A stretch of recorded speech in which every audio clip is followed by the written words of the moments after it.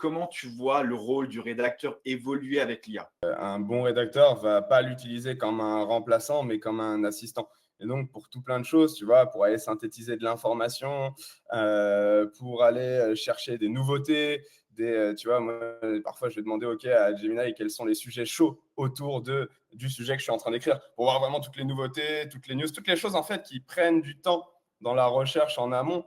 Ben, le rédacteur va pouvoir gagner plus de temps, in fine, rédiger plus d'articles. Et je pense que c'est comme ça qu'il faut le voir. Après, c'est vrai qu'on l'a vu sur des contenus un peu faible qualité, tu vois, où avant, parfois, certains qui avaient beaucoup dans l'édition de site, ils passaient souvent par Mada avec des contenus à 7, 10 euros. Maintenant, là, forcément, la plupart vont utiliser l'IA à ce niveau-là. Mais sur des choses, on veut vraiment aller donner une vraie valeur ajoutée. Là, je le vois chez Live Mentor, on a toujours nos 2 rédacteurs avec qui on bosse depuis 3 ans.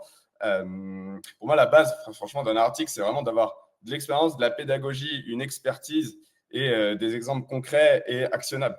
Et on peut avoir, et l'IA s'en rapproche de plus en plus, mais le fait d'avoir un humain qui a échangé avec d'autres experts, qui peut citer des vrais exemples et autres, c'est hyper puissant.